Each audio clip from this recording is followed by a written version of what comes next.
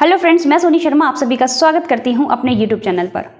देखिए, आज की ये वीडियो उन सभी पेरेंट्स के लिए बहुत ही इंपॉर्टेंट है जिन भी पेरेंट्स ने अपने बच्चों का फॉर्म दिल्ली के प्राइवेट स्कूलों में EWS, DG या CWSN कैटेगरी के तहत भरा था और उनके बच्चों का नाम फर्स्ट लिस्ट में भी आ गया था। लेकिन फर्स्ट लिस्ट में नाम आने के बावजूद भी उनके बच्चों का एडमिशन अभी तक स्कूल में नहीं हुआ है। और देखिए, बहुत से ऐसे पेरेंट्स हैं जो मुझे कमेंट के माध्यम से अपनी समस्या बता रहे हैं, अपनी परेशानी बता रहे हैं और जहाँ तक मेरी कोशिश होती है उनका जवाब मैं कमेंट के थ्रू देती हूँ ताकि उनकी जो परेशानी है थोड़ी सी कम हो पाए।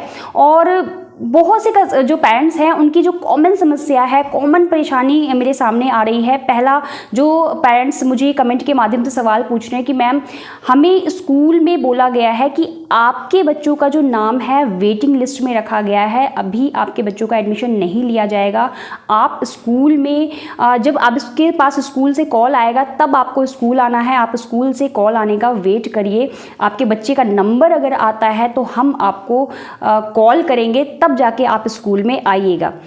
देखिए, हो सकता है स्कूल के पास ये रीज़न हो सकता है क्योंकि जो एडमिशन होते हैं वो सीरियल वाइज होते हैं और जैसा कि आपको पता है कि सेकंड लिस्ट निकलती है तो सेकंड लिस्ट भी इसी बेस पे निकलती है जब फर्स्ट लिस्ट में बच्चों का नाम आ जाता है। और किसी केस में अगर बच्चों का एडमिशन नहीं हो पाता है तो वो सीटें वैकेंट हो जाती हैं और उन सीटों पर सेकेंड लिस्ट को निकाला जाता है। और सीरियल वाइज जो एडमिशन होते हैं, कई पेरेंट्स का नाम होता है कि जितनी सीट्स वैकेंट होती है उससे ज़्यादा भी नाम अलॉटेड हो जाते हैं तो उन्हें वेटिंग लिस्ट में रखा जाता है। और सीरियल वाइज एडमिशन प्रोसेस होने के बाद अगर कोई सीट रह जाती है, किसी वजह से कोई पेरेंट्स एडमिशन नहीं करवा पाता है, डॉक्यूमेंट सबमिट नहीं कर पाता है या किसी भी वजह से कोई पेरेंट्स अपनी सीट को नहीं ले पाता है, बच्चों की सीट को, तो उन सीट पर जो फॉर्म है, जो नाम है, वो आगे फॉरवर्ड कर दिया जाता है। तो हो सकता है कि इसी वजह से आपको स्कूल वेट करने के लिए बोल रहे हों और फ़ोन का इंतज़ार करने के लिए बोल रहे हों। लेकिन फिर भी मैं आप सभी को कहना चाहूँगी कि 31 मार्च 2023 एडमिशन की लास्ट डेट है और कॉल अगर आपके पास नहीं आता है 31 मार्च से पहले तो आप एक बार दोबारा से स्कूल में जाइए और वहाँ विज़िट करिए और वहाँ पर जो भी स्टाफ बैठा हो एडमिशन के रिगार्डिंग, उससे अपने बच्चे के एडमिशन के बारे में क्लियर करिए कि आपके बच्चे का एडमिशन हो पाएगा या नहीं हो पाएगा। अगर नहीं हो पाएगा तो आपके बच्चे का जो एडमिशन ना लेने का कारण है वो क्या है। रीज़न आप ज़रूर पूछिए स्कूल से कि आपके बच्चे का एडमिशन किस रीज़न की वजह से नहीं हो रहा है। और अगर आपको स्कूल रीज़न बताते हैं तो देखिए, आप एक बार DOE हेल्पलाइन नंबर पर कॉल ज़रूर करिए। जैसा कि आपको स्क्रीन पर भी शो हो रहा होगा कि DOE की हेल्पलाइन नंबर क्या है। 2 हेल्पलाइन नंबर है, दोनों में से किसी भी हेल्पलाइन नंबर पर आप ट्राई कर सकते हैं। और देखिए, बहुत से पेरेंट्स का मुझे कमेंट आता है कि मैम हेल्पलाइन नंबर हम कॉल करते हैं लेकिन उठाया नहीं जाता। जी हाँ, बिल्कुल भी नहीं उठाया जाएगा। एक बार में आपको अगर DOE के हेल्पलाइन नंबर पर बात करनी है तो आपको बार बार ट्राई करना पड़ेगा। हो सकता है कि वो बिजी भी जाए क्योंकि आपकी जैसे बहुत से ऐसे पेरेंट्स हैं जो परेशान हैं और बार बार वो हेल्पलाइन नंबर पर कॉल भी करते होंगे और उस समय क्या पता किसी और पेरेंट्स के साथ बात होती होगी तो आपका जो नंबर है वो बिजी जाएगा। कई बार फ़ोन ना उठाने का रीज़न ये भी हो सकता है कि जिस भी स्टाफ की वहाँ पर ड्यूटी लगी हो उस समय वो वहाँ पर अवेलेबल ना हो, तो इसकी वजह से आपको बार बार कॉल करना पड़ेगा। और को देखिए, कॉल उठाया जाता है और आपकी बात वहाँ पे प्रॉपर तरीके से सुनी जाती है। ऐसा नहीं है कि आपकी बात आपने पूरी नहीं की, ख़त्म नहीं की और फ़ोन रख दिया गया है, ऐसा बिल्कुल भी नहीं है। आपकी वहाँ पर पूरी बात सुनी जाएगी। आपकी जो भी समस्या है, जो भी प्रॉब्लम है, आप उस हेल्पलाइन नंबर पर कॉल करके बता सकते हैं।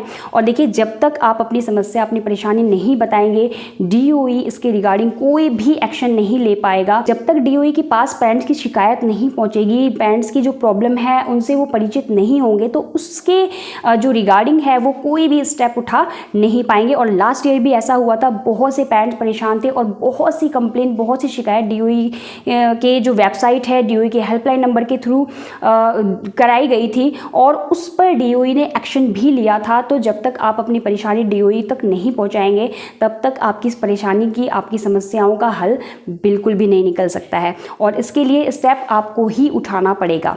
और दूसरा, DOE की जब गाइडलाइंस के बारे में मैंने आपको समझाया था तो वहाँ पे DOE की हेल्पलाइन नंबर के साथ साथ वहाँ पर एक वेबसाइट का नाम भी दिया गया था। उस वेबसाइट का नाम भी आप मेरे स्क्रीन पर देख सकते हैं। उस वेबसाइट पर भी आप अपनी शिकायत, अपनी कंप्लेंट बता सकते हैं। और देखिए, सबसे पहले मैं आप सभी को ये कहना चाहूँगी कि अगर आप DOE हेल्पलाइन नंबर पर कॉल करना चाहते हैं तो उससे पहले आपको स्कूल में बैठकर ज़रूर बात करना है।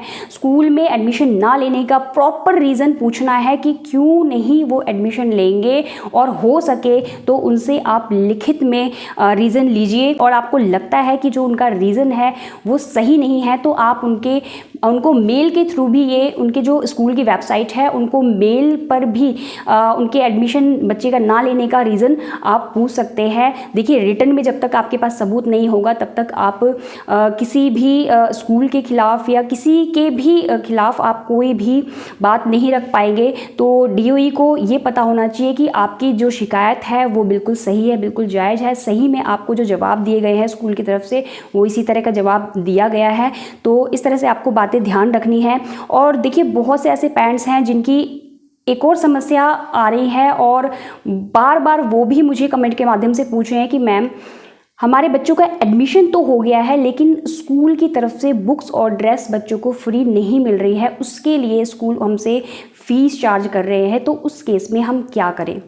देखिए, अभी कल जस्ट ही मेरे पास एक पेरेंट्स का कमेंट आया था और मैंने उन्हें बोला था कि आप DOE कॉल करिए। उन्होंने DOE कॉल भी किया, उनका कॉल उठाया गया और उन्होंने उनको बहुत ही बढ़िया सोल्यूशन दिया है कि आपके एरिया में जो एजुकेशन डिपार्टमेंट हैं उन्हें जाकर अपनी बात बताइए कि इस तरह से आपके बच्चे का नाम आया है और वहाँ पर आपके बच्चे का एडमिशन ले भी लिया गया है, लेकिन वो आपसे इस तरह की डिमांड कर रहे हैं।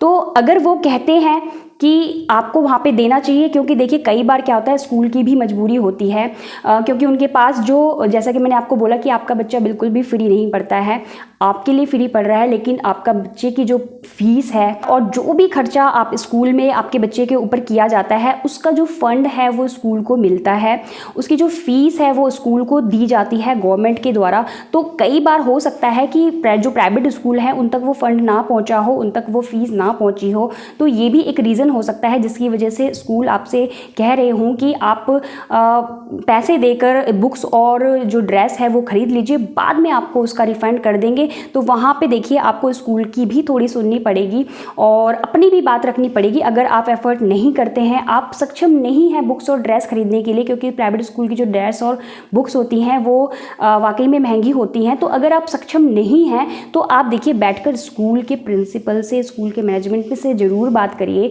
कि आप इतनी फ़ीस अपने बच्चे की पे नहीं कर सकते हैं।